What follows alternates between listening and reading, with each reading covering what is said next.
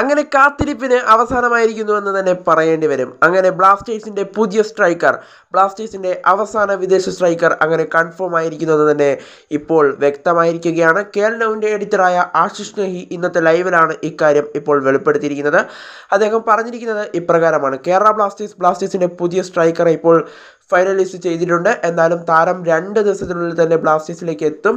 ഒഫീഷ്യലായി തന്നെ 2 ദിവസത്തിനുള്ളിൽ ബ്ലാസ്റ്റേഴ്സ് നമ്മളെ അറിയിക്കും എന്നുള്ളതാണ് ഇപ്പോൾ ആശിഷ് നെഹി പങ്കുവയ്ക്കുന്ന വിവരങ്ങളിൽ നിന്നും നമുക്ക് മനസ്സിലാക്കാനായിട്ട് സാധിക്കുന്നത്. എന്തായാലും ധാരണയിലായിട്ടുണ്ട്, കരാർ ഒപ്പുവെച്ചിട്ടുണ്ടെന്നും ആശിഷ് നെഹി വെളിപ്പെടുത്തുന്നുണ്ട്. എന്നാലും ഇത് ബ്ലാസ്റ്റേഴ്സ് ആരാധകർക്ക് ഒരു തരത്തിൽ സന്തോഷം നൽകുന്ന വാർത്തയാണ്.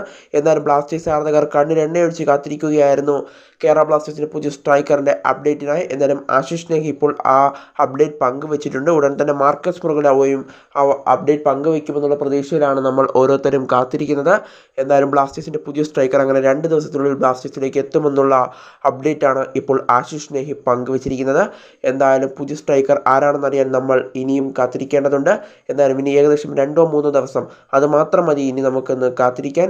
ഇത്ര ദിവസം നമ്മൾ കാത്തിരുന്നില്ല, ഇനിയും ഒരു 2 ദിവസം കൂടി നമുക്ക് കാത്തിരിക്കാം ആ പുതിയ സ്ട്രൈക്കർ ആരാണെന്നതിനായി.